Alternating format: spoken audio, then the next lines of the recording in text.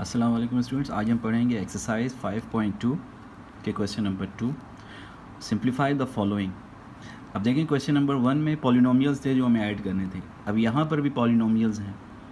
और उनको ऐड करना है हमें, लेकिन यहाँ पर पॉलिनोमियल्स ब्रैकेट में है और ब्रैकेट के बाहर एक नंबर है, इसी तरह यहाँ पर भी। तो पहले अब ये समझ लें कि ब्रैकेट के बाहर नंबर हो तो इसका मतलब क्या है। जब ब्रैकेट के बाहर कोई भी नंबर हो तो इसका मतलब क्या है कि 3 जो है इस पॉलिनोमियल के फर्स्ट, सेकंड और थर्ड टर्म से मल्टीप्लाई हो रहा है। और मल्टीप्लाई, ये 3 कांस्टेंट नंबर है और कांस्टेंट नंबर जब ब्रैकेट से मल्टीप्लाई होगा उसके अंदर जो पॉलिनोमियल्स हैं तो उसके कोफिशिएंट से मल्टीप्लाई होगा। अब क्वेश्चन नंबर 1 में हम इसकी प्रैक्टिस कर चुके हैं कि अगर किसी वेरिएबल के साथ कोई कोफिशिएंट नहीं है तो अंडरस्टूड है कि उसके साथ उसका कोफिशिएंट 1 है। तो यहाँ 1, यहाँ पर भी 1 है और यहाँ पर भी 1 है, कोफिशिएंट्स सबके 1 हैं। तो ब्रैकेट ओपन करेंगे। अब 3 पहले ए स्क्वायर के कोफिशिएंट से मल्टीप्लाई होगा, तो 3 और यहाँ पर है 1, 3 1 ज़ा 3 और जो वेरिएबल है वो लिख लेते हैं ए स्क्वायर, यहाँ माइनस तो माइनस। अब ए बी से 3 ए स्क्वायर से मल्टीप्लाई हो गया, अब 3 ए बी से मल्टीप्लाई हो गया, लेकिन यहाँ कोफिशिएंट 1 है तो 3 1 ज़ा 3 ए बी प्लस अब 3 बी स्क्वायर से मल्टीप्लाई होगा तो यहाँ इसका कोफिशिएंट 1 है तो 3 1 ज़ा 3 बी स्क्वायर, सिंपल। अब यहाँ 5 इस पूरी पॉलिनोमियल से मल्टीप्लाई होकर ये ब्रैकेट ओपन करेंगे। अब यहाँ पर भी कोफिशिएंट कुछ नहीं है तो इसका मतलब यहाँ 1 है, तो 5 और ये 1 मल्टीप्लाई होकर यहाँ प्लस साइन है तो प्लस 5 1 ज़ा 5 ए स्क्वायर प्लस है तो प्लस, लेकिन अब यहाँ कोफिशिएंट 2 है, मेंशन किया हुआ 2 है, तो 5 और 2 मल्टीप्लाई होंगे, 5 2 ज़ा 10 ए बी प्लस अब 5 इस 3 से मल्टीप्लाई होगा क्योंकि अब बी स्क्वायर की बारी है, लेकिन बी स्क्वायर के साथ जो कोफिशिएंट है वो 3 है, तो 5 3 ज़ार 15 और बी स्क्वायर।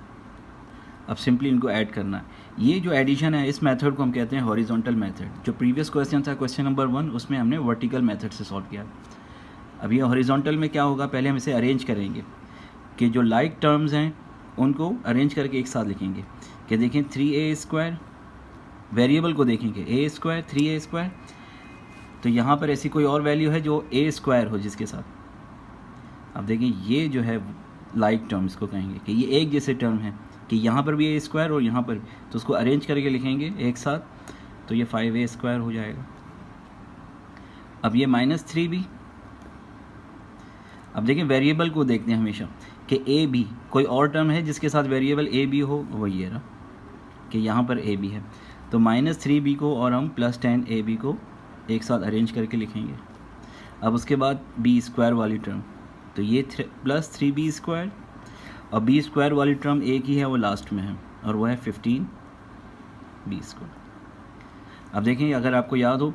कि जब वेरिएबल और पावर सेम हो तो उसके कोफिशिएंट अगर ऐड हो रहे हैं तो ऐड कर देते हैं, वरना सेपरेट का साइन हो माइनस माइनस कर देंगे, लेकिन यहाँ ऐड हो रहे हैं तो ए स्क्वायर और ए स्क्वायर तो एक ही बार लिखेंगे, और यहाँ प्लस हो रहा है तो इन दोनों के कोफिशिएंट को प्लस कर देंगे, 3 + 5 8 ए स्क्वायर। अब यहाँ पर ये भी ए बी है और यहाँ पर भी ए बी है, तो इसका मतलब ये ऐड या सब्ट्रैक्ट हो सकते हैं, लेकिन यहाँ पर एक कोफिशिएंट माइनस में है और एक प्लस में है, तो जो प्लस में है उसके वो देखें बड़ी वैल्यू है 10 प्लस है तो प्लस का साइन लगाएंगे, बड़ी वैल्यू में से छोटी वैल्यू को माइनस करते हैं हमेशा, तो 10 - 3 7 और जो वेरिएबल है उसे एक बार लिख लेते हैं ए बी। अब यहाँ पर देखें ये भी प्लस में बी स्क्वायर का कोफिशिएंट और ये भी प्लस में है तो प्लस आ जाएगा, बी स्क्वायर और बी स्क्वायर तो सेम है, इसका मतलब ये ऐड हो सकते हैं, तो इनके कोफिशिएंट ऐड होंगे, 3 और 15 ऐड होकर 18 बी स्क्वायर, और यही हमारा मोस्ट सिंप्लीफाइड फॉर्म होगा। सिंप्लीफाई का मतलब क्या होगा कि जो कुछ यहाँ पर मैथमेटिकल ऑपरेशन हम यहाँ अप्लाई कर सकते हैं वो अप्लाई करेंगे,